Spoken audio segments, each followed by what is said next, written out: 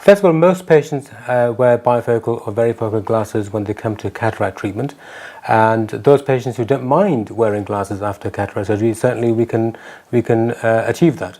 However, it's also important to know that many patients actually want to be free of glasses after cataract surgery, and to do that we have to adopt a very customized, bespoke approach when it comes to cataract treatment.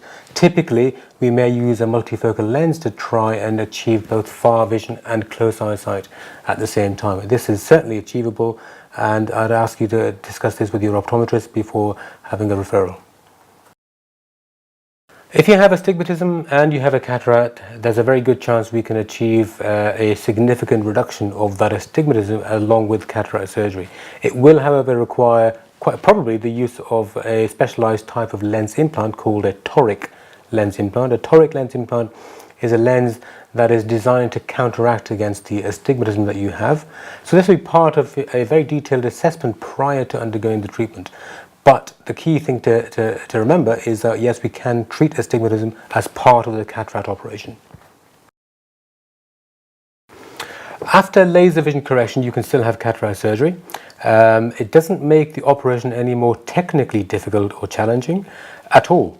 So the risks are exactly the same as for normal cataract surgery. However, it does make it a little bit more complex in terms of working out the lens implant power settings that we would be using for your case. So there's a very bespoke approach in determining what implant would work best for you in these circumstances. The success rate for cataract surgery will depend on how you define success. If success is defined as being able to remove the cataract and replace that with an intraocular lens implant, which is the typical approach for the operation, then I would say that that is achievable in well over 99.8% of cases. A very typical cataract operation with modern techniques and modern approaches would take on average around about 10 minutes per treatment. That will depend on the experience of the surgeon, of course. So if you look at the amount of time taken by a senior experienced surgeon, for example, it can be even less than 10 minutes, whereas a junior, less experienced surgeon might take 25, 30 or even 40 minutes occasionally. It's certainly possible to be put to sleep for the operation.